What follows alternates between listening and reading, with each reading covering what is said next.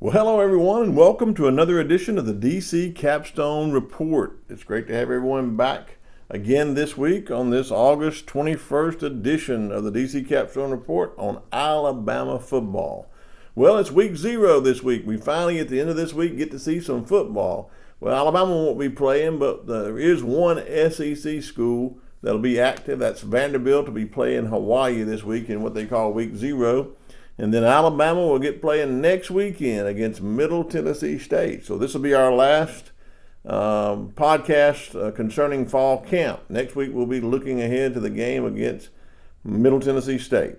So today on the podcast, in our first segment, we're going to review fall camp and just an overall review of the fall camp so far this year in the scrimmage. In the second segment of the podcast, we're going to look at the offense, and we're going to focus on the running backs and the wide receivers. And then the third and final segment of the podcast this week, we're going to look at the defense, and we're going to focus on the defensive line and the outside linebackers. You're listening to the DC Capstone Report. The DC Capstone Report is featured each Tuesday morning on the Martin Houston Show at Tide 100.9. You can listen live at Tide100.9.com. Well, welcome back to the DC Capstone Report. Here in the first segment today, we're going to review the fall camp and just look at the scrimmage this past week, the second scrimmage of the fall camp. But before we do that, I want to remind you that Lance and I really appreciate all of you who tune in each and every week to listen to our podcast. We've got hundreds of views each week, and it's just been overwhelming, the outpouring of support we have from our viewers and our listeners. And I want to thank Lance Shores. Lance Shores does a great job back in the studio, producing everything and putting everything up. And I would invite you to go and look at Lance's websites, freelancepictures.com and rolltidebama.com, for some great Alabama content. He has some free wallpapers for your phones out there for the schedules for this upcoming season. Got some great pictures. He's your great source for $1 Million Band pictures, for cheerleaders pictures, majorette, crimsonette pictures. Lance is the guy to get those pictures from. He does a great job, so I want to appreciate him for all he does for the DC Capstone Report. And you go out and support him at rolltidebama.com and freelancepictures.com. Well, here we are in the first segment. We're going to take a review of fall camp and see where we are so far. You know, this has been an interesting year. You know, there's so many talking heads out there that you can listen to anybody, and they'll tell you that Alabama's down, the dynasty's over. We hadn't won in a while. Things are not looking good. But, you know, I have noticed one thing, just a helicopter view of this fall camp. One thing I have noticed is that Coach Saban's demeanor has been different than it has been in past years. You know, he hasn't. He has been jovial at times, downright funny at times, in his press conferences, and he's been serious to try to get his point across. But to me, that tells me that he feels pretty good about this team where it is right now, and so in looking at where they've come from, it seems like we're seeing each and every time that he speaks some sort of improvement. You know, Coach Saban is never going to say that they've made it, never going to say that they're where they're going to be, where they need to be, because he always says there's room for improvement. So every time he talks about this team, I am impressed with the improvement that we've seen. He talked about our wide receivers at one time and the drops they had. Then he talked about later that they were improving on that. You know, he's talked about our quarterbacks, that they are improving and competing. We talked about the running backs being a strong room. He's talked about our defense and the aggressiveness of it. So what he's been doing is talking about specific things to get individuals better, developing depth. And I think he's really satisfied. Well, if he ever is satisfied, he is getting close to being satisfied where they are right now. That he's not disappointed. He said several times, "I'm not disappointed where we are. We still got things to work on. Yes. Are we making progress? Yes." So, an overall view of this fall camp seems to indicate that Alabama is making progress at every turn. We see improvements being made, and we see some things happening. One of the things I think has come out of this fall camp is the aggressiveness of the defense. It's obvious that Kevin Steele has placed his stamp on this defense, and they're going to be more aggressive. And it seems to be an overall vibe, if you will, a culture, a different type of getting back to that Alabama standard so that you can see that difference in the way that the students talk, the way the players talk, the way different people are talking about this team coming out of camp and how they carry themselves. So I think that's an overall good thing that's come out of this. We're getting a little closer back to that Bama standard and playing tough. I think another thing that's come out of it is that we've had a reasonably hot summer.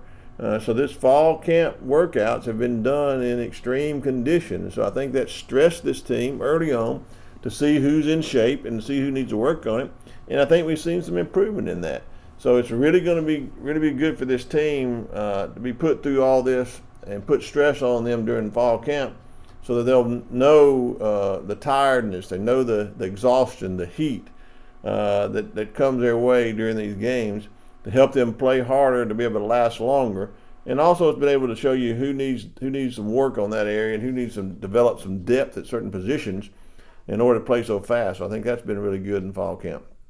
Everybody talks about the quarterbacks, and I told last week that my opinion is that Jalen Milroe will start at quarterback for Alabama this year, and nothing has happened so far in this fall camp to change that opinion of mine. I think he has continually been the best quarterback. He's done nothing to lose the job. I think Coach Saban already knows that he's going to pick him.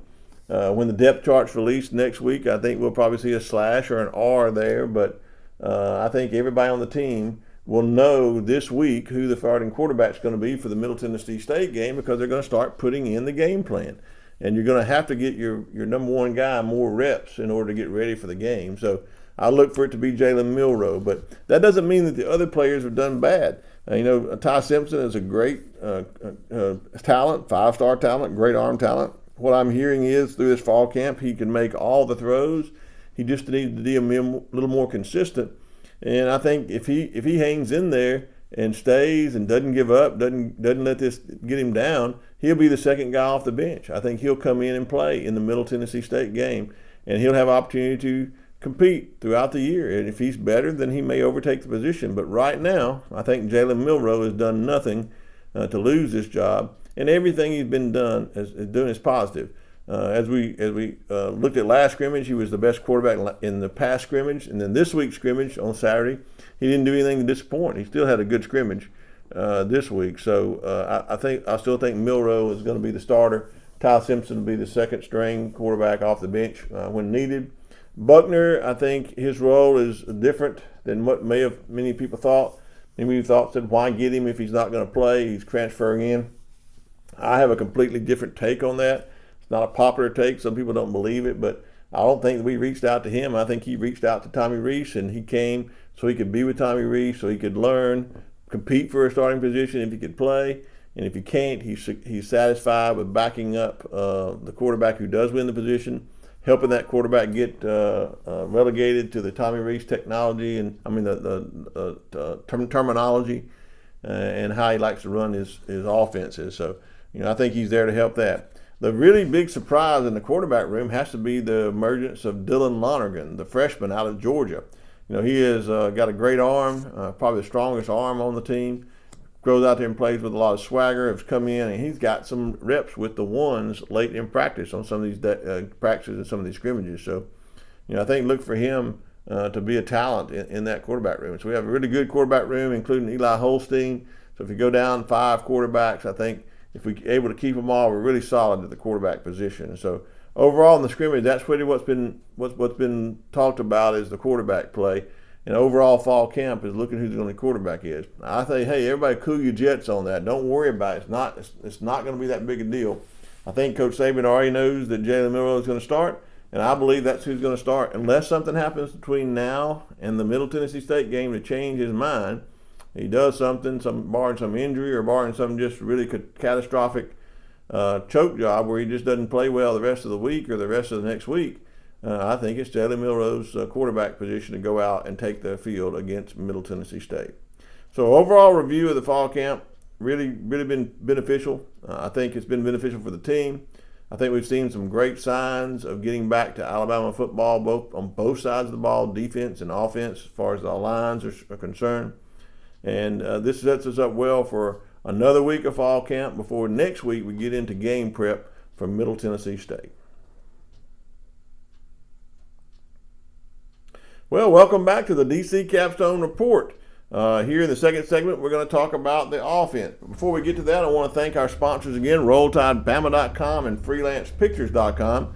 And our sponsor this year, who makes it possible for us to do this podcast each and every week, is Karen Cottingham, Realtor, with Keller Williams, the Williams Group, here right in Tuscaloosa. Our phone number is 205-887-4008. Or you can reach her at www.karen.thewilliamsgroupal.com. You can go right there on her website that I just cited to you, and you can search all the inventory that she has here in Tuscaloosa. If you're looking to buy, she has everything you need to give you all the attention you need. Very personal service. Can find the house you're looking for or the condo you're looking for. If you're wanting to sell, she has at her disposal just a wealth of information to get it out there onto to those people who are ready to buy. It's a really good seller's market right now. So if you're wanting to sell, contact Karen Cottingham for all your real estate needs all over the state of Alabama. Again, that's Karen Cottingham with the Williams Group of Keller Williams, 205-887-4008. Give Karen a call today. Well, here we are back on the second segment of the podcast, and we are talking about the offense. And today, as we kind of wrap up our fall camp, we want to talk about two sections of the offense that we've talked a little about this year so far. We've talked about the offensive line already, on how they're coming together and how they're gelling and how they're making a difference. Coach Wolford's doing a job. We've already talked about them. We talked about the tight ends, how C.J. Dupree has been a great addition to the offense, and we've seen Amari Niblack's emergence as a mismatch. We talked about that last week.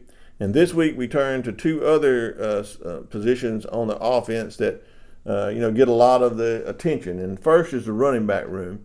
Alabama has had a history of putting out some great running backs. So you go all the way back to Mark Ingram, Glenn Coffey before him, Mark Ingram, Trent Richardson, Eddie Lacy. Come all the way through, and you're talking about Derrick Henry, T.J. Yeldon, Kenyon Drake, Josh Jacobs, all these players that have played Alabama and then went on to play and have good careers in the NFL. It's been kind of been running back here of recent. So this year we have a running back room that it's possibly one of the most talented running back rooms that we've ever had, top to bottom. And Jace McClellan leads that running back room out of Texas. He's senior. A lot of experience, played in a lot of games. He has some game experience. He has practice experience. He has leadership qualities. And so I think that we're in really good shape with him leading, setting the tone for that running back room. So Jason McClellan's had a really good fall camp. I think he's really done well. Roydell Williams is right there behind him at the backup role. He brings something different. He's a possession type runner, getting that 1, 2, 3, 4 yards that you need. Really tough runner. Both he and Jace working together is a great combination. Jace has the ability to catch the ball out of the backfield. Roydell Williams has the ability to run north and south, put his head down, get that yards that you need. So a good combination at the 1-2 punch there for the running back room. Not disappointed in them at all. Really have been told by some of the coaches that there's probably the strongest position on the team is running back. And the reason it's so strong is there's 3 young guys in that running back room that really have, lots of potential. We didn't get to see much of him last year, but freshman Jamarian Miller, Jam Miller as they call him, really great running back. Has a lot to show for. He's got catching ability out of the backfield. He's got north and south ability. He's got speed and agility. Really does a good job. He's been slowed a little bit, hampered this year with a little injury. It held him out of some of the scrimmages and practices, but he seems to be recovering and doing well. Probably going to be that third running back, barring any further injuries off the bench. And then you come with the 2 true freshmen, one of which, Justice Haynes, that we all got to see in the spring game. He came in January, reported, and got a lot of practice under his belt, so he's really done well. And he's a product of a NFL father who played in the NFL. Understands all about what the game takes to play, to practice, and how to practice. He seems to have come in and just really struck the ground running. No pun intended, but he just came in up to speed on everything as far as physicality And, he's been in the weight room, shows that, has a lot of great strength, a lot of great speed. He too has been slowed by some injuries. I think he had a thigh bruise, was held out of this last scrimmage, so he didn't get to play as much. But look for him to make a contribution this year. And because he and Jamarian Miller have been slowed a little bit by injuries, that's given our fifth running back an opportunity to catch up a little bit. Richard Young, 5-star freshman running back, number 25. Keep an eye out for him.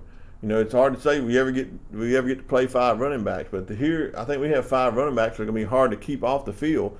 So you're going to see them playing at special teams, maybe running back kicks or punts, or playing in the backfield in situational circumstances. So, but Richard Young, I've heard in that last scrimmage, and he's really used opportunities to get more reps with the other 2 running backs slowed a little bit by injury. So, even though he didn't report in January, was a summer report enrollee, he is really doing a good job of catching up. Some of the opportunities to get those reps have been really good for him. So I think overall our running back room really one of the strongest positions on this Alabama team for offense. So look for us to run the ball with that great offensive line that we looked at last week, and really put this ball down the field and gain some big yards, chuck runs. And that doesn't even count Jalen Milroe. At some points he can be an extra running back in the backfield. He is such a good job of running the ball. So I think this is going to be great for running the ball, but let me tell you what I think will also come out of this. Play action passes. Some of the best deep ball throws that we've ever had, over the top, big chunk plays, has come from play action passing. You run it so much that they try to stop the run. As soon as those safeties come up and bite on that run, you hit them deep over the middle, and I think that sets us up well for our next position group. Now, these groups working together. So everybody says it's going to be a run-first offense. There's nothing wrong with run first. I think we're going to be a balanced offense, but running to set up the pass. And I think that's going to give the offensive line opportunities to block and know which way they're blocking, running or passing. So the second group that we're going to look at here in the second segment is the wide receiver room.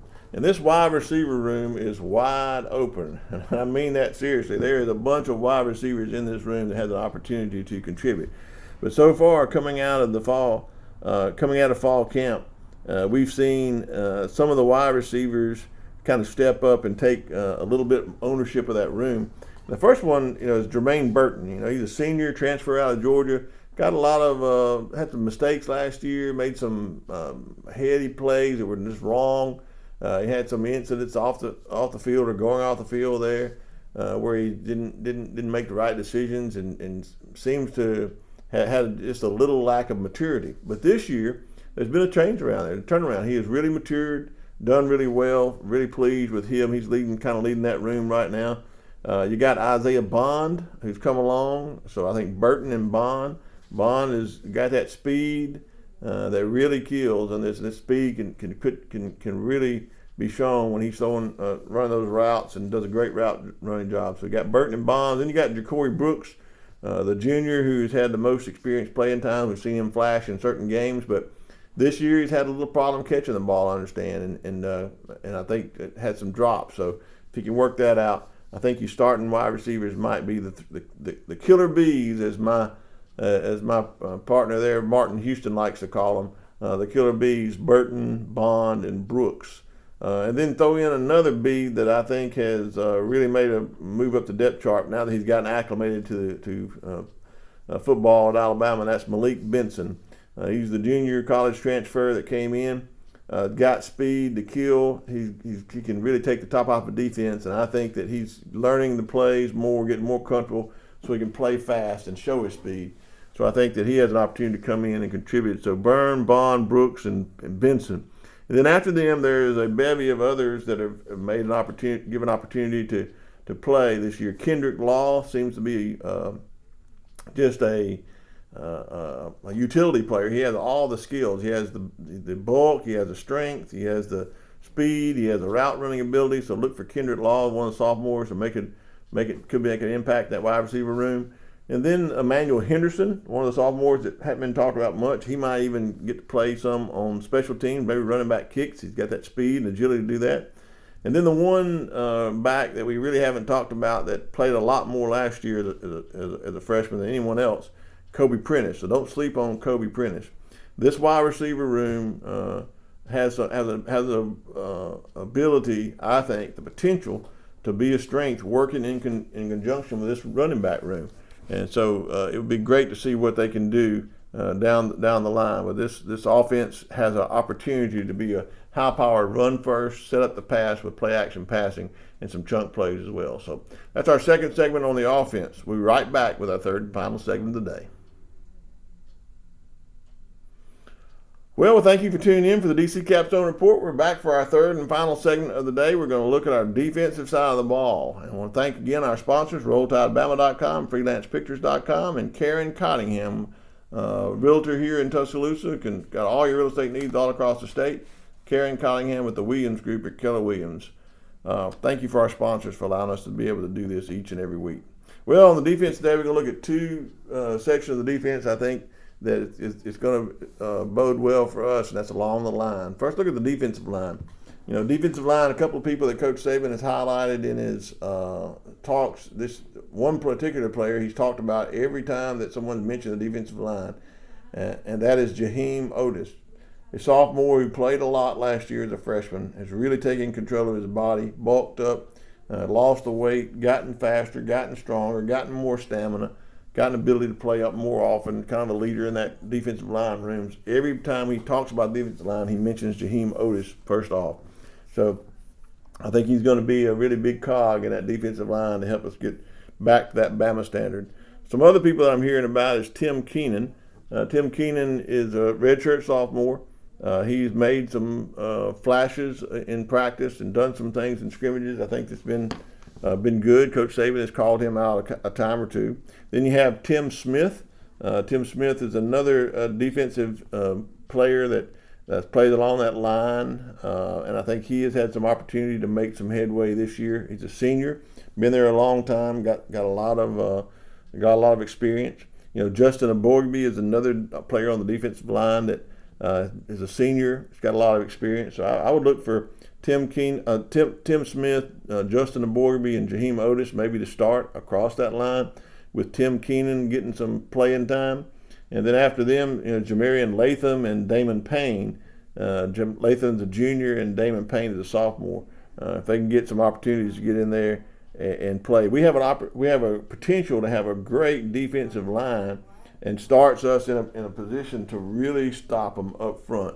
And if we can do that, and we can put pressure on the opposing team's quarterbacks with our defensive line, then that's going to set up our next position that we're going to talk about, our outside linebackers, to possibly have the best season ever on our outside linebackers. And you talk about how can that be when you replace a generational player like Will Anderson Jr., and that's been true. Will Anderson Jr. has done a fantastic job. He's even transitioned over into NFL and doing great things there now. We've seen him flash in preseason. But, this deep outside linebacker room built from the top down, and I mean we've got some good players there from the top, and even some young freshmen that have come in showing flashes in these fall camp. So right off the bat, we know we got Dallas Turner. He was one of the leaders on the team. He's a junior. He was taken to the media days. Coach Saban thinks a lot of him. He's really placed a lot of emphasis on being more vocal this year. So he's kind of leading that outside linebacker room. You got Chris Braswell. Chris Braswell is been a really dominant player at times. He's a senior. Been in the program a long time, a lot of experience. So him and Dallas Turner working together is a great combination. Then you got another senior who Coach Saban talked about this past week in his press conference, and that's Quindarius Robinson. Q Robinson, as they call him. He's a senior, been in the program a long time. He stuck around. He hadn't quit, and he hadn't transferred. Even playing behind some great talent, but he has an opportunity to really contribute this year, especially giving a breather to Chris Braswell and Dallas Turner, but also in situational third rushers when you need to bring in that third rusher. So we got three great outside linebackers there. Then we got some other guys that have been in the program a while, outside linebacker, like Jeremiah Alexander or Keanu Coate. Keanu Coate, he's a redshirt freshman. Jeremiah Alexander is a sophomore. I'm sorry, Coate's a redshirt sophomore, and Jeremiah Alexander is a true sophomore. They both can contribute to the outside linebacker core. And then you got the three freshmen who've really showed they're young and they're inexperienced a little bit, and they probably don't have the bulk, but they have the speed and the twitch to get it back there. And I can see them maybe making a contribution on special teams or making a contribution for situational rushing when you give the other guys a breather. And those three freshmen are Keon Keeley, Yanzi Pierre, and Qua Russo. They all seem to have flashes of just brilliance in getting to the quarterback. So look for them to contribute this year as well. Well, that's our coverage of the defense. And we got a great opportunity this year to really make a difference across that defensive line. Defensive line and outside linebacker have the opportunity to be a big strength. Watch them this year to play with aggressiveness and really take it to the other team to impose their will on them. Well, that's our podcast for this week. We appreciate you tuning in. Don't forget to go out and check out our sponsors, RollTideBama.com, FreelancePictures.com. Check out Karen Cottingham's real estate page at www.KarenTheWilliamsGroupAL.com for some all your real estate needs. She's able to help you here all across the state of Alabama. Well, this is David DC with the Capstone Report, and I want to thank Lance Shores back in the studio making all this possible. Until next week, we'll see you next time. Roll Tide.